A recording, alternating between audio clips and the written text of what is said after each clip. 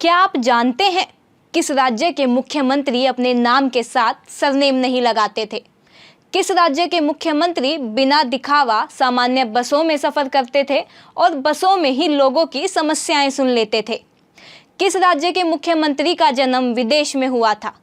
किस राज्य के सीएम ने 1940 में महात्मा गांधी के व्यक्तिगत सत्याग्रह आंदोलन में भाग लिया था? किस राज्य के मुख्यमंत्री 1942 में महात्मा गांधी के भारत छोड़ो आंदोलन के दौरान भूमिगत हुए थे? सवालों के जवाब जानने से पहले हमारे चैनल को लाइक, शेयर, सब्सक्राइब करना न भूलें। मैं हूं कोमल राव, आप देख रहे हैं एनजेपी इंडिया। आइए अब सभी सवालों का जवाब जानते हैं।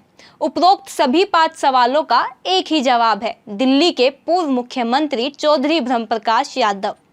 यादव ने अपने नाम के साथ कभी सरनेम नहीं लगाया। यह गलती बाद में उनके समर्थकों ने बेशक की है, लेकिन जातीय गणित के हिसाब से वे केवल अहिर समाज के गौरव नहीं थे, बल्कि सर्व समाज के गौरव व प्रेरक थे। वे मुख्यमंत्री रहते हुए भी और बिना मुख्यमंत्री रहते हुए भी अक्सर सामान्य बसों में सफ़र करते थे और बसों में ही लोगों की समस्याएं सुन लेते थे। इनका जन्म बेशक विदेशी धरा पर हुआ था, मगर माँ भारती के प्रति इनकी निष्ठा अटूट थी। तभी तो उन्होंने पहले वर्ष 1940 में महात्मा गांधी के व्यक्तिगत सत्याग्रह आंदोलन में भाग लिया और बाद में 1942 में महात्मा गांधी के भारत छोड़ो आंदोलन में भागीदारी की। कुछ लोग इनका हरियाणा से कनेक्शन भी जोड़ते हैं, मगर हम इस बात की पुष्टि नहीं कर पाए। किसी सज्जन के पास उनके पूर्वजों के हरियाणवी होने की जानकारी हो तो हमसे साझा कर सकते हैं, ताकि आने वाले समय में हम और अच्छे से चौधरी ब्रह्मप्रकाश को जान और समझ सकें। हम आज चौधरी ब्रह्मप्रकाश का यशोगान इसलिए कर रहे हैं क्योंकि कल 16 जून को उनके समर्थकों ने उनकी जयंती पर उन्हें याद किया है। 16 जून 1918 में जन्मे चौधरी ब्रह्मप्रकाश यादव का निधन 1993 में हुआ था। वह ऐसे महान स्वतंत्रता सेनानी थे जिन्हें दिल्ली का प्रथम मुख्यमंत्री बनने का गौरव मिला। वह बाद में लंबे समय तक लोकसभा के सदस्य भी रहे। 17 मार्च 1952 से 12 फरवरी 1955 तक दिल्ली के सीएम रहे यादव को शेर दिल्ली कहा जाता था। वह भारतीय राष्ट्रीय कांग्रेस से जुड़े हुए थे।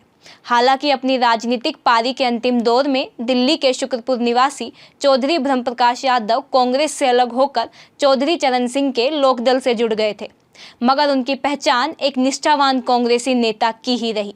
वह मात्र 33 वर्ष की उम्र में ही मुख्यमंत्री जैसी बड़ी कुर्सी पर पहुंच गए थे। उनका यहाँ तक पहुंचना बेशक संयोग ही था, मगर कुर्सी संभालने के बाद उन्होंने अपने काम की गहरी छाप छोड़ी। आज़ादी के बाद दिल्ली का पहला विधानसभा चुनाव वर्ष 1951 में हुआ था। चुनाव परिणाम आने के बाद निर्वाचित हुए कांग्रेस के विधायकों ने देशबंधु गुप्ता को सदन का नेता चुना था, मगर शपथ लेने से पहले उनका अचानक निधन हो गया था। इस घटनाक्रम के बीच ही तत्कालीन प्रधानमंत्री जवाहरलाल नेहरू की ओर से उनका नाम आगे बढ़ाया गया। उनका सादा जीवन हमेशा चर्चा में रहा।